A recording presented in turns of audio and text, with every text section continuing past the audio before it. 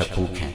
حضور علیہ السلام نے ارشاد فرمایا لا یحل للمرأة ان تصوم وزوجها شاہد الا باذنہ ولا تاذن فی بیتہ الا باذنہ۔ فرمایا عورت کو یہ حق نہیں پہنچتا کہ وہ روزے رکھے جبکہ خامد گھر میں ہو۔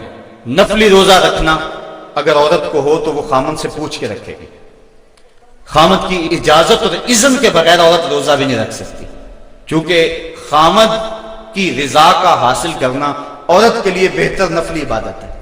اس لیے اگر خامد راضی نہیں ہے تو روزہ نہ رکھے، راضی ہے تو رکھ لے۔ اور فرمایا حضور علیہ السلام نے دوسری بات یہ ہے کہ وہ اس کے گھر میں جس کو وہ ناپسند کرتا ہے اس کو آنے نہ دے، اذن نہ دے۔ اور ایک حدیث کے اندر یہ لفظ ہیں کہ حضور علیہ السلام نے ارشاد فرمایا کہ وہ خامند کے بستر کو روندنے نہ دے، یعنی خامند جس بستر پہ بیٹھتا ہے، سوتا ہے، آرام کرتا ہے، اس بستر پہ کسی کو نہ چڑھنے دے۔ اور اس پر حضرت ام حبیبہ رضی اللہ تعالی عنہا کا عمل ہمارے سامنے ہے۔ یہ ابو سفیان کی بیٹی ہیں اور حضور پر حضرت ام حبیبہ ایمان لے آتی ہیں، ان کا شوہر بھی ایمان لے آتا ہے۔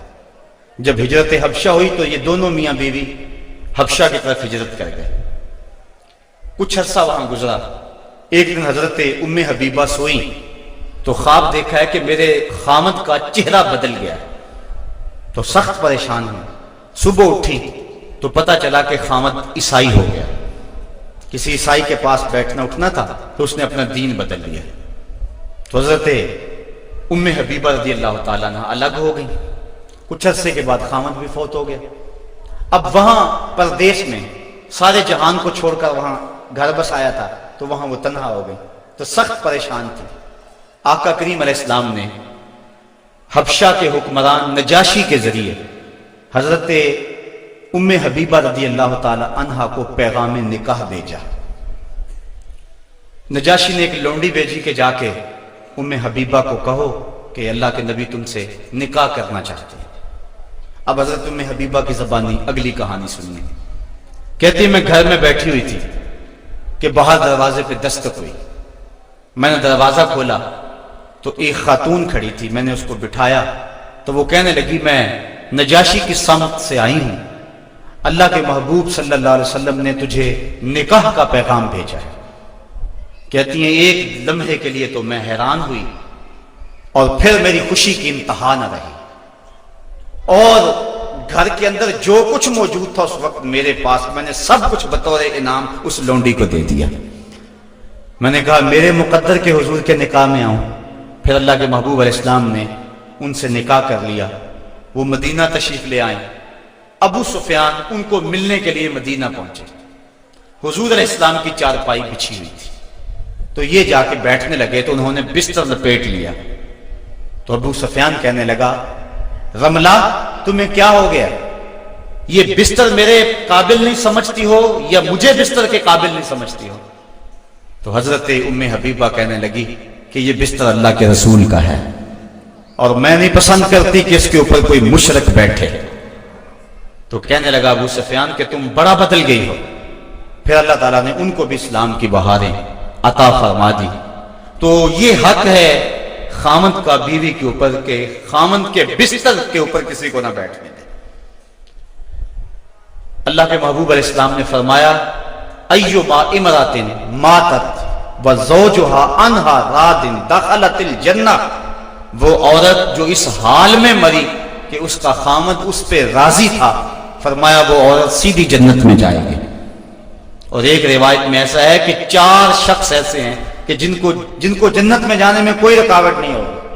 ان میں سے ایک وہ شخص جس نے اپنے والدین کی خدمت کی اور والدین اس پہ راضی ہوئے، دوسرا وہ شخص جس کے بال بچے زیادہ تھے، ذرائع آمدنی تھوڑے تھے، لیکن اس نے بچوں کے پیٹ میں حرام کا ایک لقمہ بھی نہیں جانے دیا، تیسرا وہ شخص جس نے ایسی پکی توبہ کی گناہوں کی طرف دوبارہ پلٹنا اس کے لیے اتنا ہی مشکل ہے جس طرح تھنوں سے نکلے ہوئے دودھ کو واپس کیا جائے، اور چوتھی وہ خاتون کہ جس نے اپنی ساری محبتیں اپنے خامند پہ نچھاور کر دی، اور اس حال میں فوت ہوئی کہ اس کا خامد اس پہ راضی تھا، فرمایا ان چاروں کو جنت میں جانے سے کوئی بھی نہیں روک سکتا۔ تو عورت کی جنت مرد ہے، اگر وہ مرد کو راضی کر لے گی تو جنت کی راہوں کی مسافر ہے، اور اگر وہ اپنے شوہر کو راضی نہیں کر پاتی تو اللہ کے محبوب علیہ السلام نے فرمایا میں نے کثرت کے ساتھ عورتوں کو دوزخ میں دیکھا ہے۔ عرض کی حضور کس وجہ سے؟ فرمایا ایک تو کثرت سے لعنت کرنے والی ہوتی ہے، اور دوسرا خامد کی ناشکری کرنے والی ہوتی ہے۔ یہ دو بد خصلتیں عورت میں ایسی ہیں جو عورت کو جہنم کا ایندھن بنا دیتی ہیں۔ ورنہ عورت جو اپنے خامد اور شوہر کے ساتھ وفا کرتی ہے، کسی بزرگ نے کہا کہ عورت نے دو بول بولے کہ میں تیری ہوں، پھر زمانہ بدل گیا وہ نہ بدلی، اس نے وفا کی حد کر دی۔ تو وہ بزرگ کہتے جس طرح عورت نے وفا کی حد کر دی، اگر بندہ اپنے رب سے حد کر دے یوں وفا کی تو اللہ کتنا کرم اس کے اوپر فرمائے۔ اب عورت دکھ بھی سہتی ہے، تکلیفیں بھی سہتی ہے، لیکن اپنے اس قول سے نہیں پھرتی، بدلتی نہیں ہے۔ اس کی آرزو یہ ہوتی ہے اس گھر میں سرخ جوڑا پہن کے آئی تھی، سفید لباس لے کر نکلوں اس گھر سے، یہ اس کی آرزو ہوتی ہے۔ اور کسی عورت کی یہ خوش قسمتی ہے۔ تو عورت اگر اپنے خامن کو راضی رکھتی ہے تو وہ جنت کی مسافرہ ہے، لیکن اگر اپنے خامن کو ناراض کر دیتی ہے تو وہ جنت کی خوشبو بھی نہیں پائے گی۔ اس حال میں مرے کہ اس کا شوہر اس سے راضی ہو۔